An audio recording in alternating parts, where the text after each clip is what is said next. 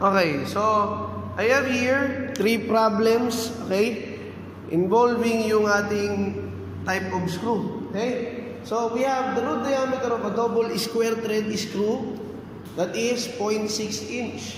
The screw has a pitch of 0.3 inch. You determine the major diameter. So meron tayo dyang formula, determined formula.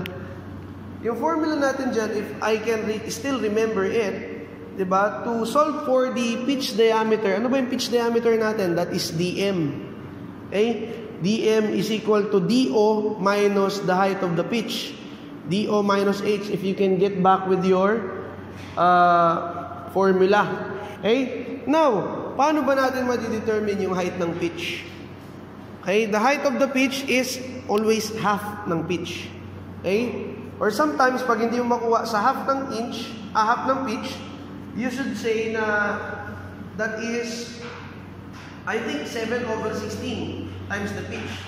Tapos, siyempre, pag sinabi ditong ilang screw, okay, yung turns niya, if it is double thread, triple threaded, single threaded, i-multiply mo yung pitch.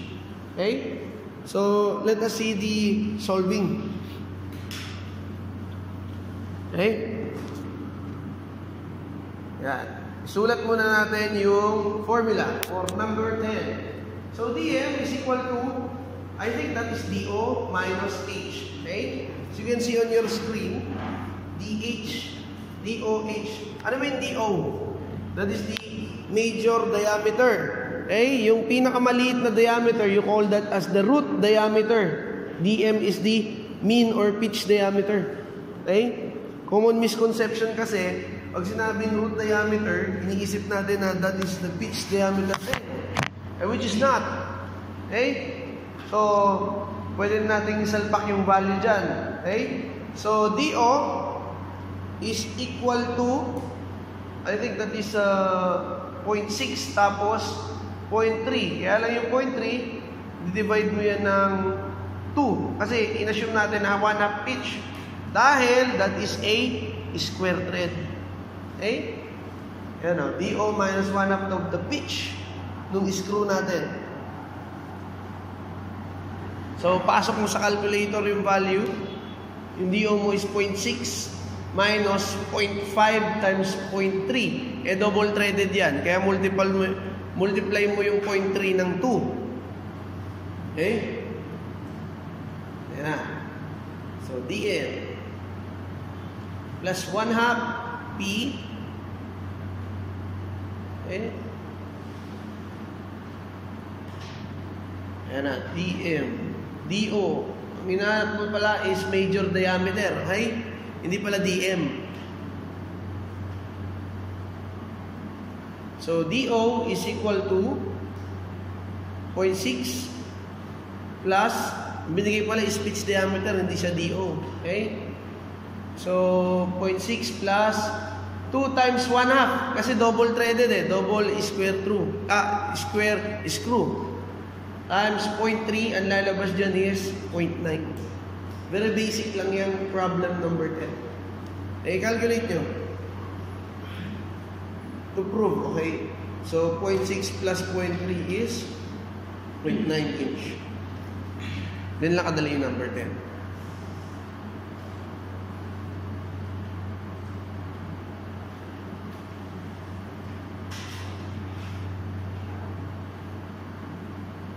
Next problem, number 11.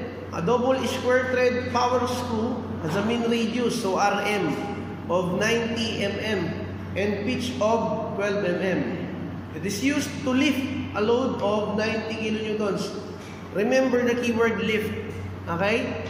If the friction of the screw is 0.14 and polar torque is 25%, sabi dyan, double square threaded.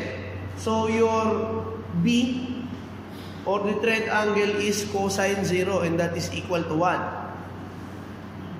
Okay? Take note, it is lift. Okay? Ang i-lift niya is 90 kilonewtons. Might as well change that into newtons na agad. So 90,000 newtons. So the friction of the screw is 0.14. Yung polar torque is 25% of the total torque or the input torque. Find the input torque required. Okay? That is for number 11. May binigay mo dyan na friction of the thread? Yes, that is 0.14. Take note, ito yung formula natin para makuha natin yung torque of the thread. Okay? Let us find that formula para ma-recall natin. Ayan. So makita nyo yung naka-highlight dyan na TTH. That means that is the torque on the thread. Okay? So B tan A. Kapag nasa taas, lift.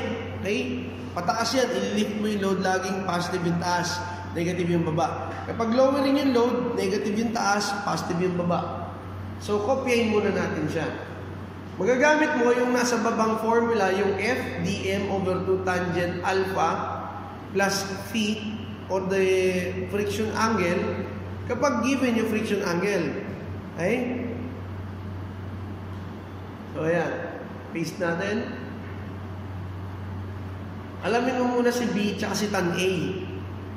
Okay, si tan A, yan yung first na kukunin mo. Si B, pag nabasa mo na kagad what type of thread, makuha mo na yan eh. Okay? So ano ba yung mga type ng thread? SATA, S-A-T-A. Square, Acme, square, ano yung isa?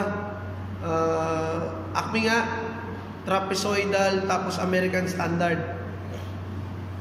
The first thing you'll do is solve for the tangent A.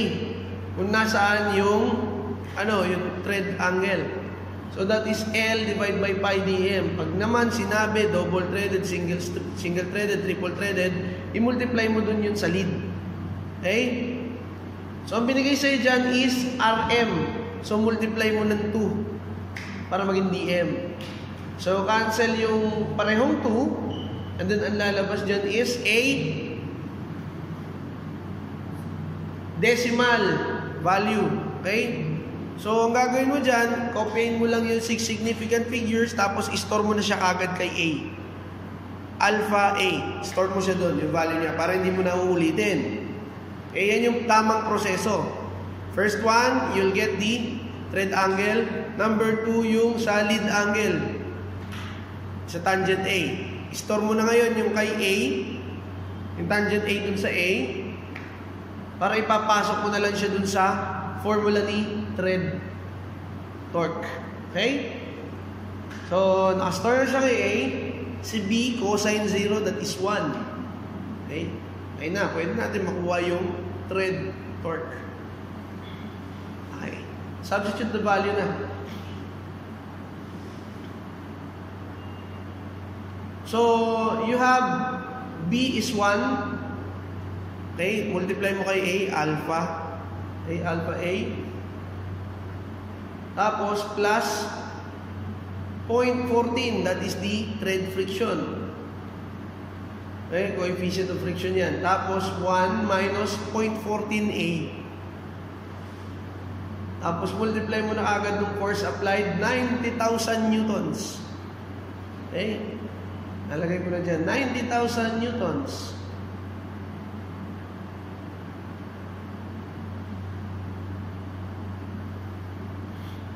And then, multiply with RM. The RM is 90 mm. So, ang lalabas Newton millimeter. Okay? Newton millimeter yan. Pero hindi pa dyan natatapos. Diba? Thread friction pa lang yan. Diba? Ang total thread input natin is the thread torque plus the thread is a friction. Okay? Torque, frictional collar torque.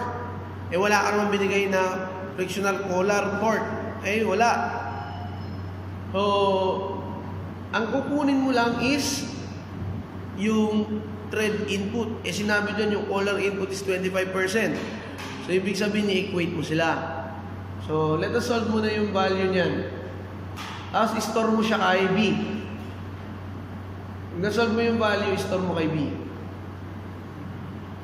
Para maging Newton. Yan, Newton meter na yan, ha? Dinivide ko na ng 1,000.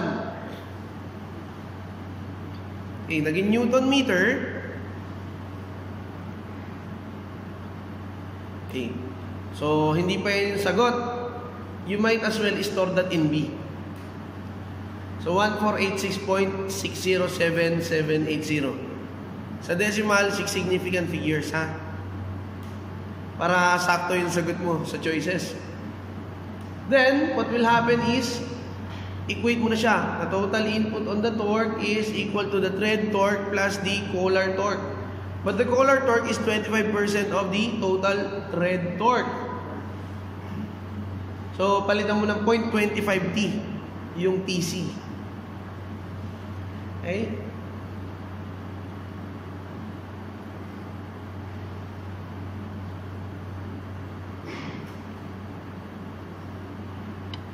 Ayan, TC 0.25 yan, 0.25T. Tapos ilipat mo since parehas silang may T para ma-extract mo yung value. So that will become thread torque divided by 0.75. Lalaki pa yung value na binigay sa'yo dyan. Ayan. So B, nakastore siya kay B, divide mo ng 0.75.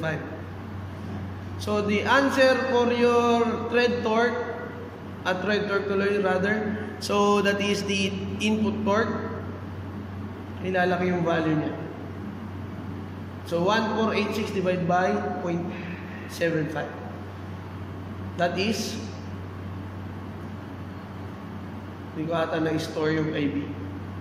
Okay? So 1486.607780 divided by 0.75. So the answer is 1982.14. Okay? That is the value. Tingnan natin kung tama siya sa choices. Let us see. Okay. Kaiba yung value. The problem there is, ang ginamit kasi niya is 0.25. Okay? Pero ako, para makuha ko yung tamang sagot na nandyan, ang ginamit ko 0.25 ba? Try nyo i-divide ng 0.8. Kasi ang ginamit niya is 0.20 sa percentage ng collar torque. Huwag nyo divide ng 0.8 at 0.75, divide nyo 0.8. Makukuha nyo yung tamang sagot, which is 1858.26. Okay, ganun yun. Ang ginamit mo dyan is 25, pero dapat isa problem, 0.20. Dapat sinecheck nyo. Okay? So, makuha ang sagot is 1858 base sa calculator. So, next problem for number 12. Inasolve natin yung 1 and 2. So, number 12 tayo. Binigyan ka naman ng acme thread. Okay? So, the acme thread B is equal to cosine 14.5% degrees. That is 0.968 kung tandaan nyo. Yung susunod dyan, 15 degrees, which is the trapezoidal. Okay? That is equal to 0.966. Ayan na. 0.968. So, ang ililift mo daw na load is 800 kilograms with a diameter na mean na 28 and pitch na 6 mm. So, the friction on the thread is 0.96. So, sobrang laki. Okay? Sobrang laki ng friction on the thread. Compute for the torque needed. So, first one you'll do is solve for tangent alpha. Okay? Tangent alpha. So, that is L divided by pi dm. Okay? Wala naman binanggit sa'yo na collar torque. So, negligible siya. 0. So, the thread torque is equal to the input torque na. Okay? B tan A minus plus, so plus yan. Dahil lifting a load. F divided by B minus F tan A. Tapos multiply mo ng F, A, and RM or DM over 2. Kasi DM yung binigay dyan eh.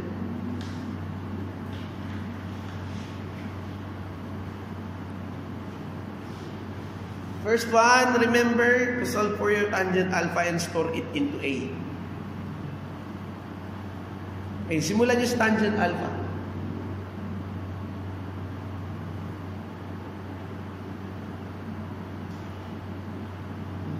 L pi dm. So, yung lead mo is 6 mm. Divide by pi dm 28. Okay? 0 point lalabas sa calculator. Ay, pag mo nang lagyan ng unit yan, as is, madidissolve naman yung unit dyan. Okay, 28.5. 0.068209. So, store mo siya ulit kay A, yung value niya. May pindot na lang sa calculator para ma-check na siya. Okay? So, you store it into A.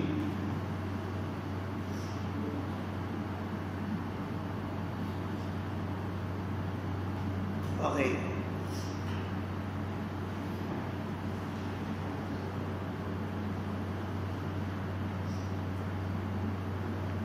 Tapos, pwede mo na makuha yung thread torque.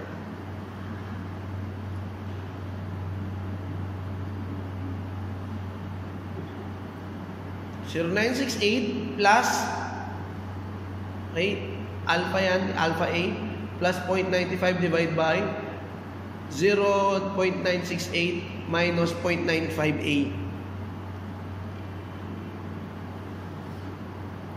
Okay, times 800 kilograms. Para maging newtons, multiply nyo ng 9.81. 8066 yung iba. O, newton per kilogram. Okay na yan, diretso. Eh, kung idadaan nyo pa dun sa kanyang proportionality constant, haba lang yung sulat nyo. Multiply nyo na nung dm divide by 2. So, 14 mm na lang kasi kinalahati ko na yung 28. Okay, ang lalabas na unit dyan dapat kilonewton meter. So, divide mo ng 1,000 squared. Ayan, 1,000 mm divided by m, yung conversion factor. So, the answer will be, okay, tama naman, na-cancel all of the units. Magiging newton, kilonewton meter, yung natitira sa baba. Aangat yun. Kasi reciprocal of the denominator. So, pasok ang value. Plus 0.95. 0.968 minus 0.95. Alpha. Okay. Times 800. Times 9.8066. Times 14. Okay. Divide ko na lang ng 1,000 squared. Oy, 100 squared lang yung napindot. Mali. So, 1,000 squared.